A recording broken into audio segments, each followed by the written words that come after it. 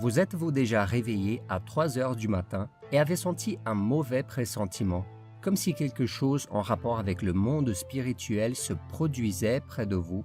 Si c'est le cas, sachez que vous n'êtes pas le seul à avoir vécu cette expérience. Il existe de nombreuses personnes, y compris les chrétiens, qui affirment s'être réveillés la nuit au moins une fois dans leur vie, en se sentant malades, étouffés ou avec une sorte d'oppression maléfique. Certains croient que la période allant de minuit à 3 heures du matin ou de 3 heures à 4 heures du matin serait le moment où Satan et ses démons auraient plus de pouvoir sur terre et qu'ils s'attaqueraient le plus souvent à la vie des gens. Et pour cette raison, on l'appelle l'heure du diable.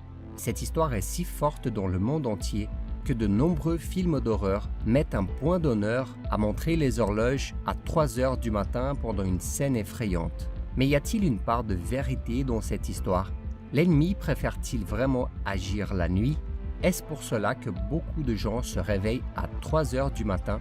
Dans la vidéo d'aujourd'hui, je vous répondrai à ces questions et à bien d'autres encore. C'est vraiment un sujet qui suscite l'intérêt de nombreuses personnes.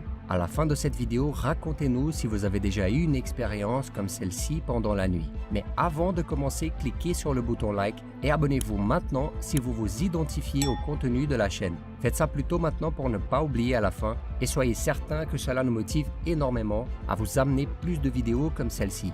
N'oubliez surtout pas d'activer la cloche de notification et de sélectionner toutes les notifications. Comme ça, vous n'allez jamais rien manquer d'important. Alors on commence. La première chose que nous devons comprendre est la raison pour laquelle de nombreuses personnes croient que la période de 3 heures du matin est vraiment l'heure du diable. Pour ces personnes, la raison principale est le fait que les évangiles de Matthieu, Marc et Luc nous disent que Jésus est mort pendant la 9e heure, ce qui, selon les calculs actuels, correspondait à 3 heures de l'après-midi.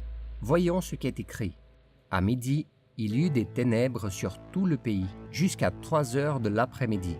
Et à 3 heures de l'après-midi, Jésus s'écria d'une voix forte, « Éloi, Éloi, lama sabachthani », ce qui signifie « Mon Dieu, pourquoi m'as-tu abandonné ?» Alors selon certains, Satan se serait emparé de la 3e heure du matin pour se moquer de Dieu puisque c'est l'heure opposée à la mort du Christ. Ces personnes défendent également leur théorie parce qu'elles pensent que la Bible fait référence à la nuit et aux ténèbres comme une période de péché. Et le passage qu'ils utilisent est dans le chapitre 3 de Jean. Lisons ensemble ce qui est écrit. « Et voici quel est ce jugement. La lumière est venue dans le monde et les hommes ont préféré les ténèbres à la lumière, parce que leur manière d'agir était mauvaise. En effet, toute personne qui fait le mal déteste la lumière. Elle ne vient pas à la lumière pour éviter que ses actes soient dévoilés. Mais celui qui agit conformément à la vérité vient à la lumière afin qu'il soit évident que ce qu'il a fait, il l'a fait en Dieu. Cependant, nous ne pouvons pas dire que dans ce passage biblique, la lumière et les ténèbres représentent la lumière du jour et la nuit, mais plutôt la parole de Dieu et ceux qui vivent dans la désobéissance. Mais passons maintenant à un autre argument selon lequel la période de 3 heures du matin serait vraiment l'heure du diable. Les gens croient cela parce que la Bible dit que Jésus a été trahi par Jude pendant la nuit et que Pierre l'a renié 3 fois avant le chant du coq, c'est-à-dire avant le lever du soleil. Et bien que cette théorie semble avoir un certain sens, la parole de Dieu ne dit absolument rien sur le fait qu'une certaine période du temps appartienne au diable. Au contraire, la Bible nous assure que c'est le Seigneur qui a créé le temps et qu'il lui appartient. Lisons ce qui est écrit dans le chapitre 1 de la Genèse.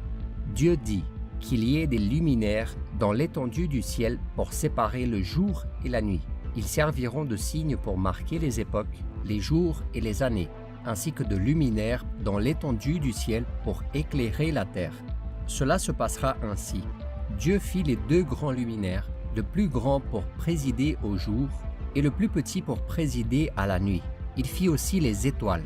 Dieu les plaça dans l'étendue du ciel pour éclairer la terre, pour dominer sur le jour et la nuit, et pour séparer la lumière des ténèbres.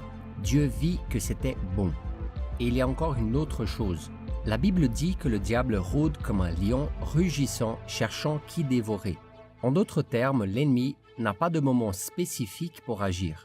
Pourquoi attendrait-il que l'horloge sonne 3 heures du matin alors qu'il peut détruire la vie d'un être humain à tout moment? Ça n'a pas de sens.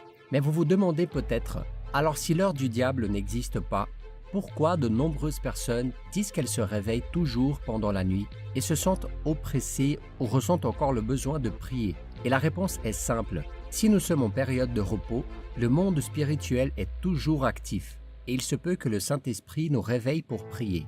Dieu peut nous réveiller pendant la nuit, pas nécessairement à 3 heures du matin, pour intercéder pour notre vie, pour notre Église, pour notre famille ou pour la vie de quelqu'un qui souffre. Regardez ce que dit la Bible.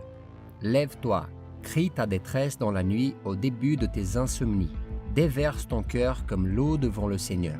Lève tes mains vers lui pour la vie de tes enfants qui meurent de faim à tous les coins de rue. Notre prière a beaucoup de pouvoir dans le monde spirituel. Nous devons donc répondre lorsque Dieu nous appelle à le chercher dans la prière. Regardez ce que le Seigneur nous dit. « J'aime ceux qui m'aiment, et ceux qui me cherchent me trouvent. » Mais pourquoi chercher Dieu pendant la nuit ou à l'aube tôt le matin? Car dans la grande majorité des cas, c'est dans ces moments que nous parvenons à avoir le plus d'intimité avec Dieu. C'est la période où nous sommes seuls, en silence, sans aucune sorte d'interférence extérieure, que ce soit de la part de personnes, de situations ou même d'Internet, du téléphone portable ou des réseaux sociaux.